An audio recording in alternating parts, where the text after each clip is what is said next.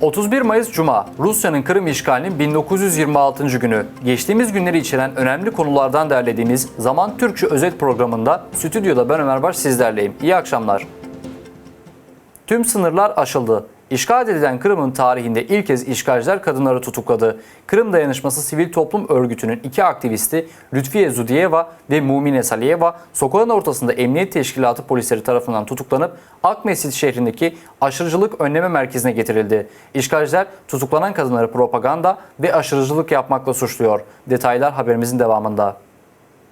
İlk olarak polisler aktivist Lütfiye Zudiyeva'yı Canköy şehrindeki pazardan dönerken tutukladı.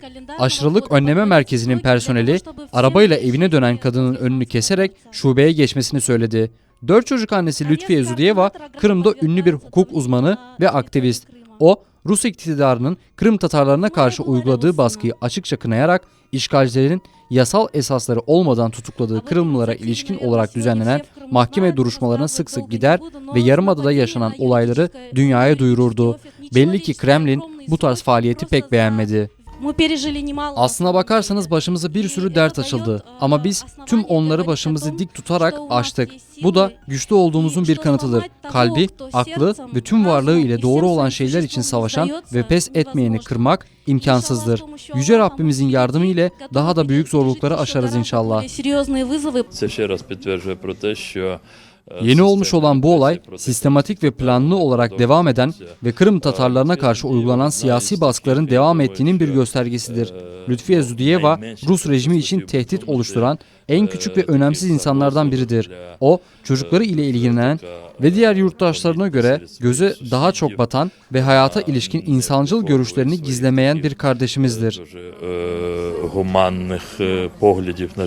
Lütfiye Hanım, Rusya'nın Cumhurbaşkanı Putin'in desteklediği ve onayladığı baskı politikası kapsamında yasa dışı olarak Kırım ve Rusya'da bulunan farklı hapishanelerde tutulan siyasi mahkumların ailelerine yardım ederdi.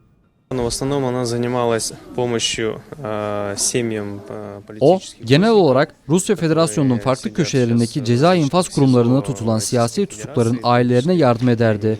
O, söz konusu tutukluların çocuklarına ilişkin sorular ile ilgilenirdi. Bununla birlikte insanların siyasi mahkumlara mektup yazmayı öngören Yaz Ümmetim sosyal programının fikir babasıydı.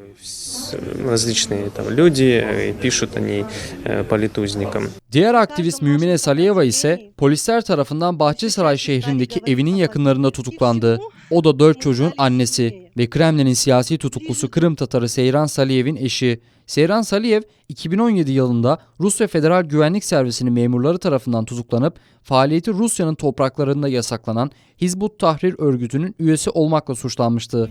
Belli ki artık sıra siyasi mahkumun eşine de geldi. Mumine Saliyeva, tıpkı Lütfiye Zudiyeva gibi Rusya'nın Kırım Tatarlarına devamlı olarak uyguladığı siyasi baskıya dikkati çekmeye çalışırdı.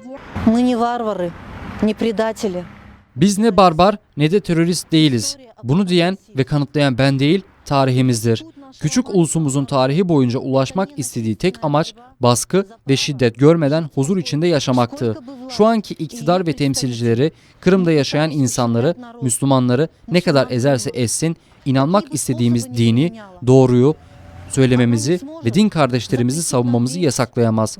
Bu tür baskıların sonucu aslında tam tersidir. Halkımızı derin uykudan uyandırıyor ve müdahale etmeye devam etmek için bir neden oluyor. Bu süreç artık durdurulamaz. Tutuklandıktan sonra bu iki kadın Akmessit şehrindeki aşırılık önleme merkezine getiriliyor ve hemen aşırılık sembolleri propagandası ile suçlanıyor. Sembolleri gösterip kullandı diye adlarına idari davaların açılmış olması, ilgili makamların başka sosyal olarak aktif insanlara göndermek istediği bir tür gizli mesajdır. Rusya ülkesinin rahatını bozan, hatta kaçıran da bu aslında. Kırımlıların aktif olması, insanların tüm bu korkunç baskıya ve şiddete rağmen kardeşlerine yardım etmeye ve doğruyu söylemeye çalışmasıdır. İşgalciler tüm hukuki ve yasal ilkeleri açıkça ihlal ediyor. Avukat Emil Kurbedinov tutuklanan kadınlara neler yapıldığını saatlerce öğrenemiyor. Nedeni basit. kadınların yanına gitmesine izin verilmiyor. Я считаю, что это грубейшее нарушение права. Bana göre bu, dünyanın her ülkesinde yasaların da öngörülen savunma ilkesinin ihlalidir. Şu an kadınlar orada tutuluyor. Avukatların yanlarına gitmesi yasak.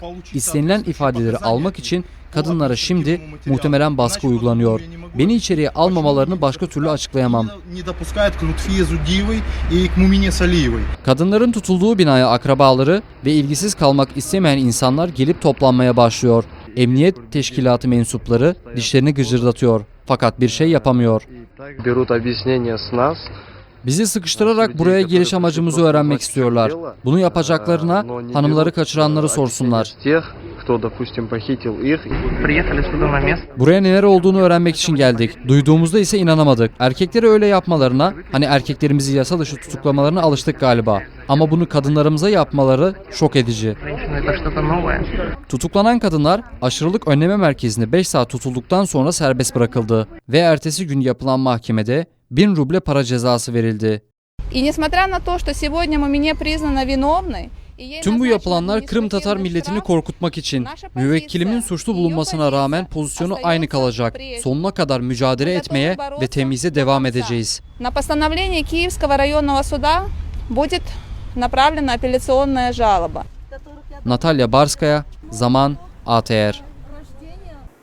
Sürekli olarak devam eden işkenceler, psikolojik aşağılamalar ve kuyruklu yalanlar. Bunlar Rus rejimi tarafından Kırım işgalini kabul etmeyenlere karşı uygulanan metotlardan en vazgeçilmezleri. Avukatlar, hukuk uzmanları ve mahkumların akrabaları, Kırım Dayanışması Sivil Toplum Örgütü'nün düzenlediği toplantıda işgalcilerin yoktan var ettiği ve kargaların bile güldüğü mahkemeler konuşuldu. Detayları muhabirimiz Vladislav Stujuk bildirecek. Kırım'ın ilhakı başladı başlayalı, Kırım Tatarlarına ilişkin olarak açılan davalarda palavra atmak ve gerçekleri çarpıtmak, işgalcilerin arkasını kollayan mahkeme organlarının hiç üşenmeden ve sıkılmadan yaptığı tek şey. Bunu dile getiren avukat Emil Kurbedinov, takip ettiği davalardan birini örnek olarak vererek Rusya Federal Güvenlik Servisi memurlarının Simferopol grubu denilen kişiler tarafından sözde işlemiş olduğu ve terör saldırısı hazırlamakla ilgili davada şüpheliler olan Temur ve Üzeyir Abdullayev'i ne ile suçlayacağını şaşırdığını söyledi. Şu an dosya kapsamında dini ve dil bilimi bilirkişi incelemesi yapılıyor. Sözlerine göre örümcek kafalı işgalcilerin yöntemleri de hiç değişmiyor. Tüm davalarda kanıt ve bulgular yerine esasında masumların hapse atıldığı hayal ürünleri ve fantezi üretmektedir. Суть в том, что İnsanları ispiyonlayarak aralarındaki sohbetleri gizliden gizliye kaydediyorlar. Ondan sonra bu sohbetlerin bazı kısımlarını alarak sözcük oyunu yapıyorlar. Örneğin biri konuşma sırasında namaz dedi. Bunlar ise yerine Hamas yapıştırıp geçiyorlar. Başka bir deyişle kafalarına göre iş в этих çeviriyorlar. делах İşgalciler Kırım Tatarlarını sadece fiziksel olarak yok etmek değil, iradesini kırarak psikolojik olarak da ezmek istiyorlar.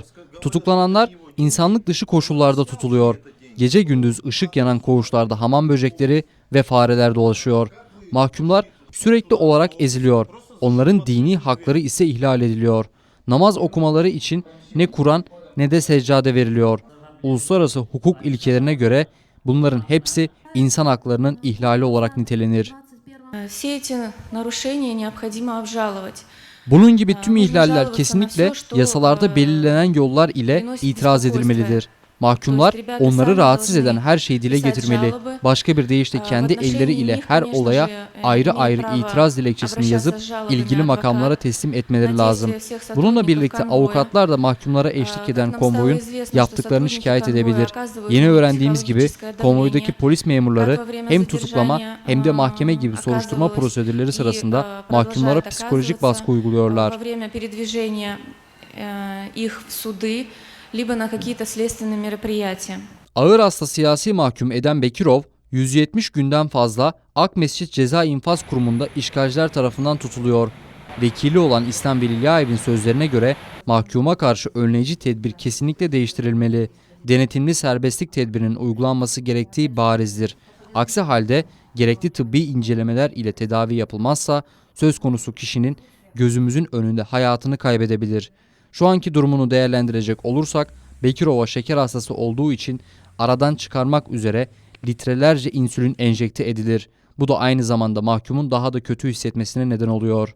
В настоящий момент Эдем Ага Бекиров, он Evet, şu an Edem Ağa sıradan insanın kaldıramayacağı yükleri kaldırıyor. Ama her şeyin sınırı ve sonu vardır. Dişlerini sıktı, doğrudur. Fakat dün yanıma geldiğinde, İslam, senin acil bir şekilde harekete geçmen, bir şey yapman lazım. Buradan çıkmazsam öleceğim dedi. Sözleri aslında doğru. Denetimli serbestlik tedbiri şu an onun için hayati önem taşır. Denetimli serbestlik tedbiri uygulanmalı ki buradan çıkıp hastaneye yatabilsin. İşgalciler yasa dışı olarak tutuklanan mahkumları sıradan bir insanın kaldıramayacağı zor şartlar içinde tutarak ve sürekli devam eden psikolojik baskı uygulayarak iradesini kırmaya çalışıyorlar. Yakınları ile bile görüşmelerine izin verilmiyor. Onlarla görüşebileceği tek yer mahkeme salonu. Суды – это наша единственная возможность. Bir annenin kendi öz çocuğunu, benim ise kendi eşimi görebileceğim tek yer mahkeme. Ne yazık ki buna bile izin vermeyip onları bizden ve toplumdan tamamen izole etmeye çalışıyorlar. Eşim tutuklanalı, onunla görüşmek için kaç kere müfettişe dilekçe sunmuştum. Ama bir kere bile olumlu cevap alamadım. Tüm ailemiz eksikliğini hissediyor ve onu özlüyor. Дома его, конечно же, всем не хватает. Kırım'da ve Rusya'nın başka köşelerinde bulunan hapislerde şu an yaklaşık olarak 300 Kırım Tatarı insanlık dışı koşullarda tutuluyor. Hapise atılmış olmalarına rağmen bu insanlar kendi vicdanına ve halkına sadık kalıyor. Vladislav Stujuk, Zaman, ATR. İşgalciler ile herhangi bir anlaşma olamaz. Siyasi mahkum Edem Bekirov'un davasında sıcak gelişme. Şu an uygulanan tutuklama ve gözaltına alma tedbiri yerine denetimli serbestlik tedbiri seçilebilir. Fakat bu konuda işgalcilerin ortaya koyduğu birkaç şart var. Birincisi, mahkum suçlandığı suçu kabul etmeli. İkincisi ise Kırım Tatar Milli Meclisi Başkanı Refat Çubarova ve Dünya Kırım Tatar Kongresi Başkan Yardımcısı Lenur İslamov'a iftira atmalı. Avukatı İslam Veliaev, Ceza İnfaz Kurumu'nda tutuklanan Bekirov ile görüştü. Görüşme bittikten sonra avukat soruşturmayı yürüten müfettişlerin ağır hasta tutukluya yoktan var edilen dosyasında yazılan tüm suçları kabul etmesi şartıyla denetimli serbestlik tedbiri esasında serbest bırakılmayı defalarca teklif ettiği söyledi.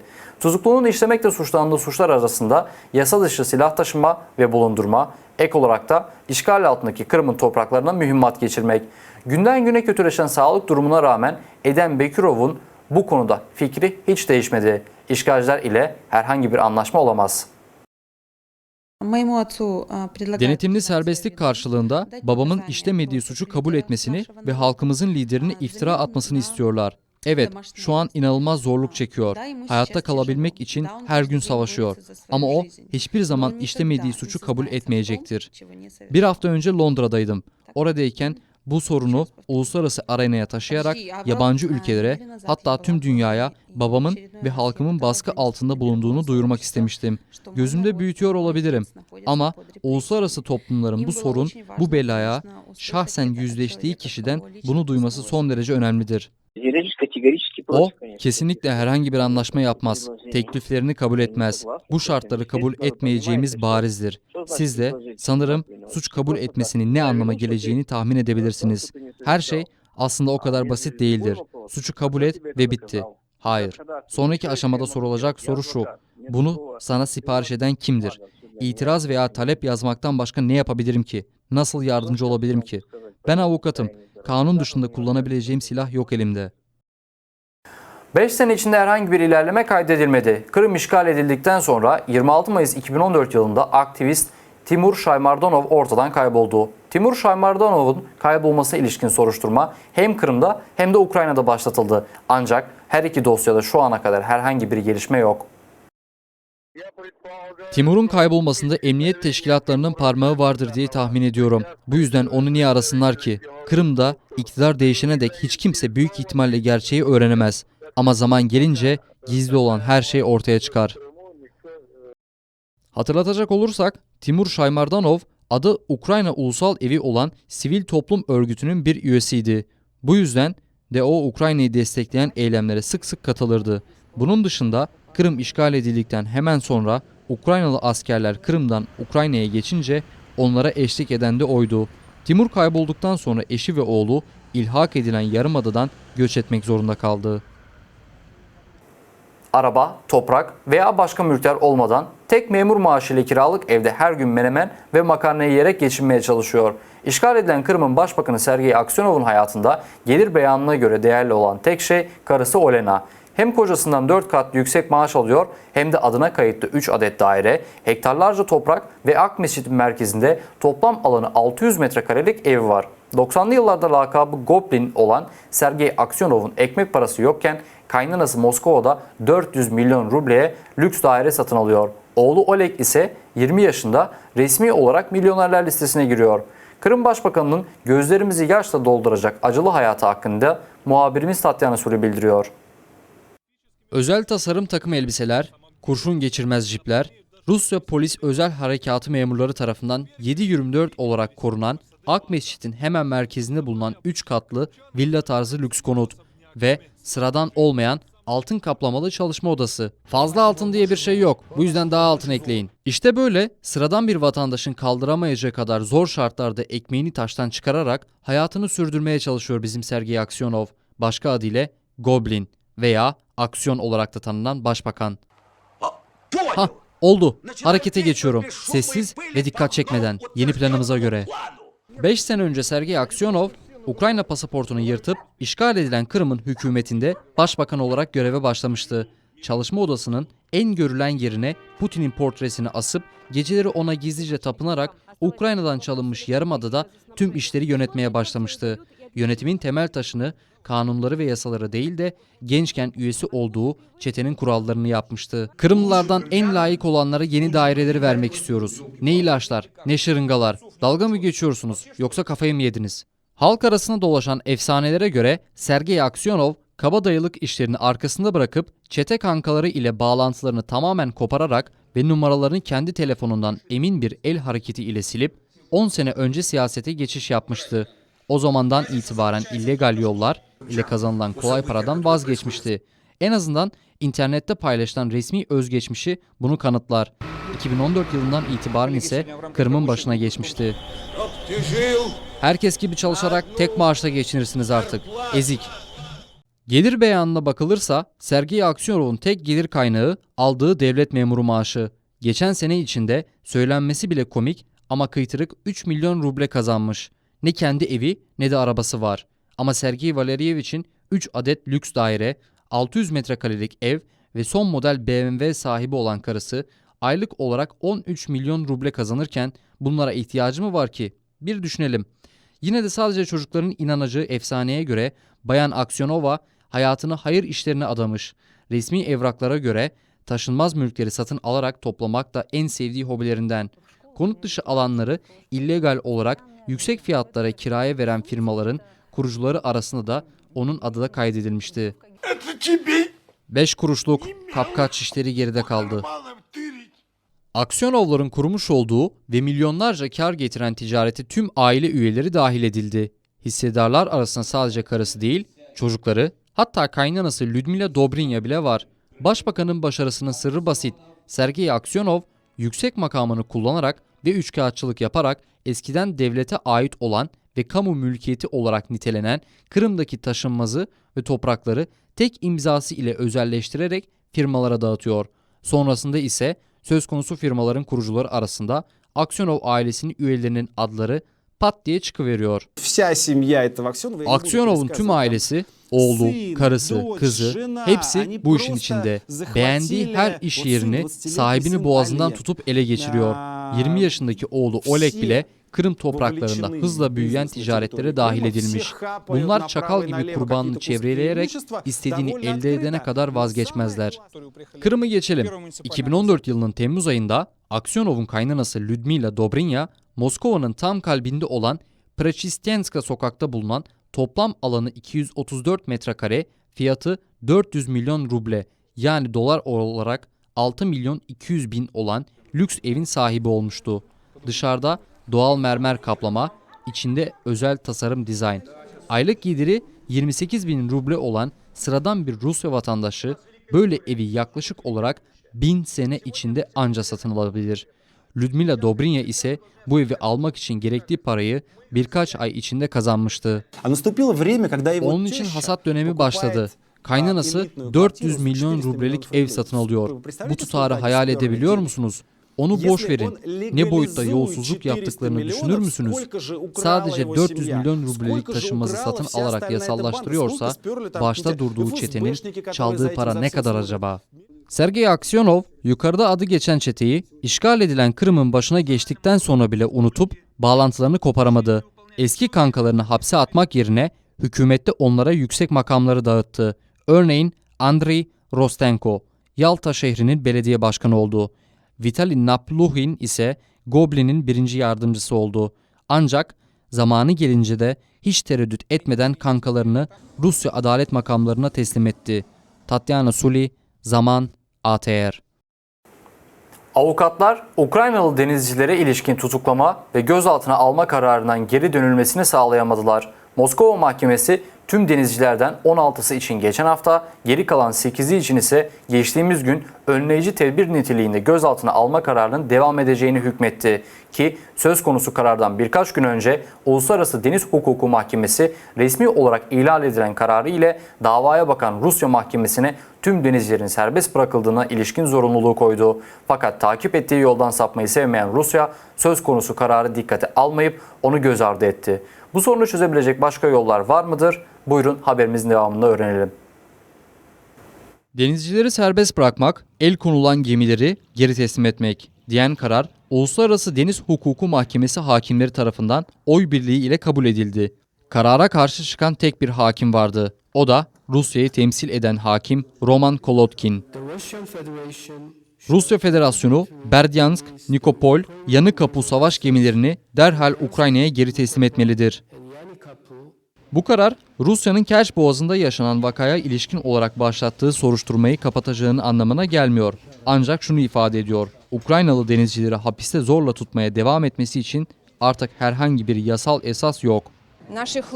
Lefortovo Ceza İnfaz Kurumu'nda tutulan denizcilerimiz serbest bırakılacağını bilmeli.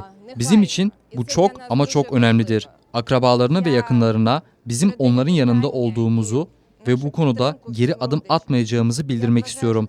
Uluslararası Mahkeme tarafından ilan edilen bu karar bizim için son derece önemlidir. Bu hepimizin ortak zaferidir. Rusya'nın temsilcileri söz konusu kararın ilan edileceğini bildiği halde onu dikkate almayıp mahkeme duruşmasına bile gelmedi. Söyleyip durdukları şey hep aynıdır: Uluslararası deniz hukukunun hükümlerini ihlal etmedik. Bu yüzden mahkeme konuya ilişkin dava açarak bile büyük hata yaptı. Bugün ise Ukraynalı denizciler ile ilgili son duruşmalar bitince herkesin anladığı şey şu ki Kremlin'in denizcileri serbest bırakmak gibi niyeti yok. Eğer eminim ki normal şartlarda kendi alanında uzman olan Uluslararası Deniz Hukuku Mahkemesi'nin hakimlerinin kabarık dosyada ipin ucunu kaçırıp Rusya'yı suçlamak dışında başka söyleyeceği bir şey yoksa ilan ettikleri kararlar da bizim için bağlayıcı olmaz. Keşke her şey o kadar basit olsaydı. Zamanında Rusya, Uluslararası Deniz Hukuku Mahkemesi kuruluş anlaşmasına imza attı. Bu yüzden temsilcileri duruşmaya gelse ya da gelmezse mahkemenin aldığı kararlara uyma zorunluluğu var. Sıkıntı şu ki Uluslararası Deniz Hukuku Mahkemesi'nin yapısında direkt Kremlin'e gidip Putin'i söz konusu kararı uygulamaya zorlayacak icra organları yoktur. Fakat şimdiden söyleyebileceğim şu ki Rusya'nın bu tarz davranışlar başka bir deyişle uluslararası mahkeme organlarının kendisi için aslında bağlayıcı olan kararı ihlal etmesi Rusya Federasyonu'nun başına siyasi ve ekonomik alanda dertler açabilir. Bu başta ambargo olmak üzere farklı tür yaptırımlar olabilir. Sonraki aşamada merkezi Almanya'da bulunan Hamburg şehri olan mahkeme davayı detaylı olarak araştırmaya başlayacak. Araştırma sonucunda ise Rusya'nın Ukrayna'nın gemilerine el koyarak uluslararası deniz hukukunun hükümlerini ihlal edip etmediği belli olacak. Büyük ihtimalle araştırma aşaması uzun sürer. Ancak şimdi bile hakimler olayın Rusya'nın dediği gibi Ukrayna tarafından önceden planlanmış bir provokasyon olduğuna ilişkin kanıtların olmadığını dile getirdi. Biz gerekli tedbirleri alarak denizcilerimiz için yasal yollar ile savaşmaya devam edeceğiz. Bugün mahkemede ilan edilen karar ilk büyük zaferlerimizden biridir. Aynı zamanda bu egemenliğimizi, haklarımızı ve şu an Moskova'da hapiste tutulan denizcileri savunma yöntemlerini doğru seçmiş olduğumuzun bir kanıtıdır. Geçen sene 25 Kasım'da Ruslar Karadeniz'in bağımsız sularında geçen Ukrayna donanmasına ait 3 adet savaş gemisini ateş açtı. Sonrasında ise 2 adı Beryansk ve Nikopol olan gambotları ve bir tane adı Yanı Kapı olan römorklara el kondu. Mürettebatı da alıkondu. Ukraynalı denizciler Rusya devlet sınırlarını yasa dışı olarak geçmek ile suçlandı. Ukrayna ise Rusya'nın esir aldığı denizcileri savaş tutsakları olarak tanıdı. Anna Makarenko, Zaman, ATR. 7 aylık hazırlıklar, 1 milyon dolar ve koca bir hayal. İşte bunlar başarının sırrı. Türkiye'den gelen işletmeci Kerim, geleneksel Türk yemekleri yapan restoranı Ukrayna'da 2 ay önce açtı. Ziyaretçilere sunulan tüm yemekler kendi alanında uzman olan 11 Türk aşçısı tarafından aile tariflerine göre yapılıyor. Muhabirimiz Tatyana Suli, 25 senelik restoran tecrübesi olan işletmeciden lezzetli yemeğin ve Ukrayna'daki en güzel dönerin sırrını öğrenmeye çalıştı. Ukrayna başkentinin hemen hemen kalbinde bulunan küçük, ev atmosferi ile ziyaretçilerini büyüleyen restoran, Türkiye'de olduğu gibi burada da tüm ziyaretçiler eski dostlarmış gibi karşılanır. Kapıda Ottoman restoranın sahibi Kerim bizi bekliyor. Hoş geldiniz. İçeriye birkaç adım atıyoruz ve birden kendimizi Türkiye'de buluyoruz. Etrafımızda ahşap masalar, geleneksel mozaik lambalar ve el yapımı tabaklar var. Restoranın içinde bulunan tüm dekorasyon ürünleri Kerim'in memleketinde ta 25 sene önce açtığı ilk restorandakiler ile hemen hemen aynı. Artık 7 tane restoranı var ama sahibi onlardan her birine tek tek sevgisini ve kalbinin parçasını katmış. Kiev'deki restoran Kerim için özeldir. Sözlerine göre Ukrayna başkentinde bir restoran açmak onun hayaliydi.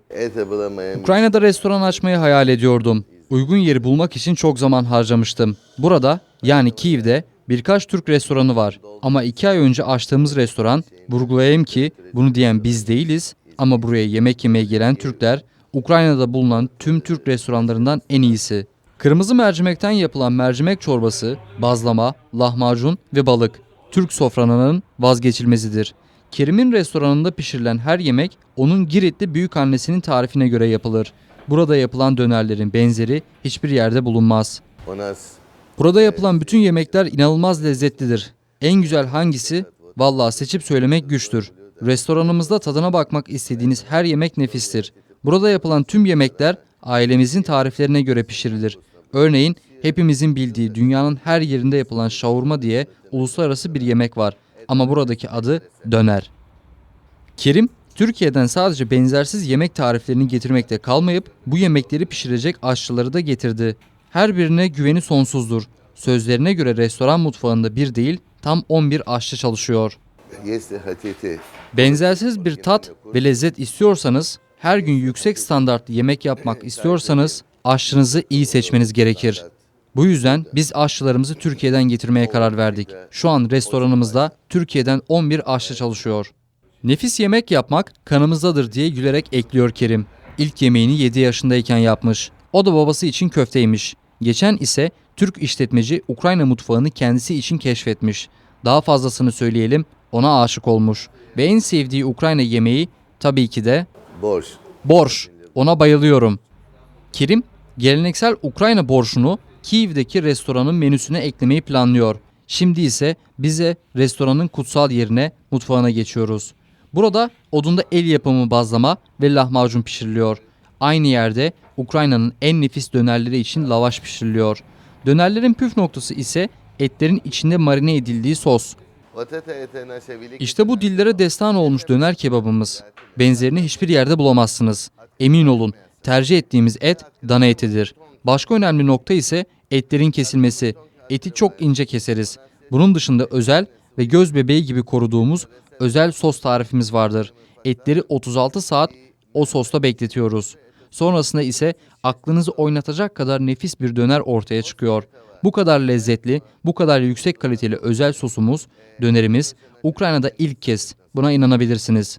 Restoran açılalı 2 ay oldu ama bu kadar kısa süreye rağmen restoranın bir sürü düzenli müşterisi oldu. Bu da Kerim'in sözlerine göre restoranında yapılan her yemeğin inanılmaz nefis ve lezzetli olması yüzündendir.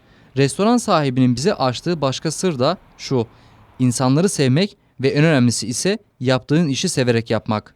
Tatyana Suli, Zaman, ATR. Kırım Tatarı 2 güzellik yarışmasının finaline geçti. Safinaz Celil, Türkiye'de düzenlenen güzellik yarışmasına katılarak Miss Turkey Globe 2019 unvanını kazandı. Bu unvanı ile bu senenin Aralık ayında Miss Globe yarışmasına katılacak. Öncesinde ise adı Miss Ukraine International olan başarılı kadınlar arasında yapılan güzellik yarışmasında da 3. olmuştu. Tüm bu unvanlar sadece Kırım Tatar kadınlarının doğal bir güzelliğe sahip olduğunun kanıtı değildir. Aynı zamanda ta 5 sene önce başlattığı hayır etkinliğinin gerçekleştirilmesine yardım ve destektir diye söylüyor Safinaz.